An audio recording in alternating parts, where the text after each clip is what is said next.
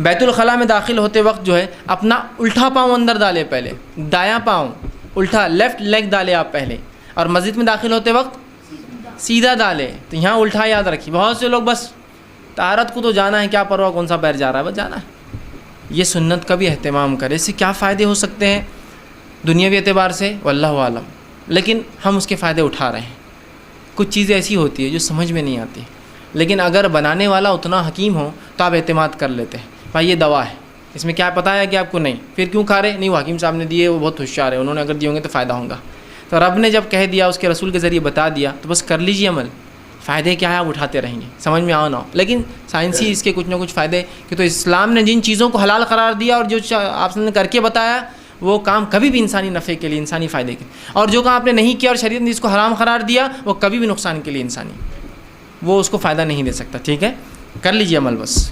تو الٹا پیر ڈالیے سب سے پہلے، سیدھا پیر مت ڈالیے. ٹھیک ہے، الٹا پیر آپ ڈالیں گے. اور الٹا پیر جب آپ ڈالیں گے تو ڈالنے سے پہلے یہ دعا پڑھیں گے، بسم اللہ. ٹھیک ہے، یہ دعا ہے جو بیت الخلاء میں جانے کی دعا ہے، اور بہت چھوٹی سی، اللہم انی اعوذ بک من الخبث والخبائث.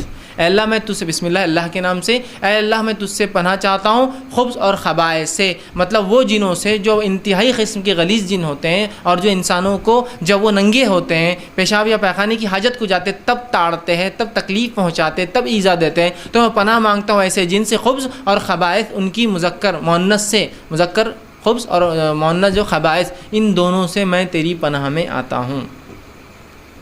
ٹھیک، کتنی آسان اور چھوٹی سی دعا ہے. لیفٹ لیگ ڈالیں گے اور اس سے پہلے دعا پڑھتے ہوئے آپ داخل ہوں گے. اگر آپ داخل ہو گئے اور پھر یاد آئے دعا بھول گیا تو آپ دل میں آپ پڑھ لیں گے، کہ تو زبان سے ادا کرنا تو حرام ہو جائے گا بیت الخلاء میں آپ. لیکن دل کے معاملے کو اللہ پکڑ نہیں کرتا ہے. جو خیالات دل میں آتے ہیں اللہ پکڑ نہیں کرتا، لیکن ایک اچھا خیال ایک دعا ہی آئیں گی نا، تو دل میں پھر کر لیجیے. ہوتا ہے ویسے لوگ جا کے، ارے کیا کروں، تو دل میں. اب زبان پہ لانا تو حرام ہے آپ کے لیے، کیونکہ آپ بیت الخلاء میں وہاں نہیں ہو سکتا. اب دل میں آپ پڑھ لیجیے.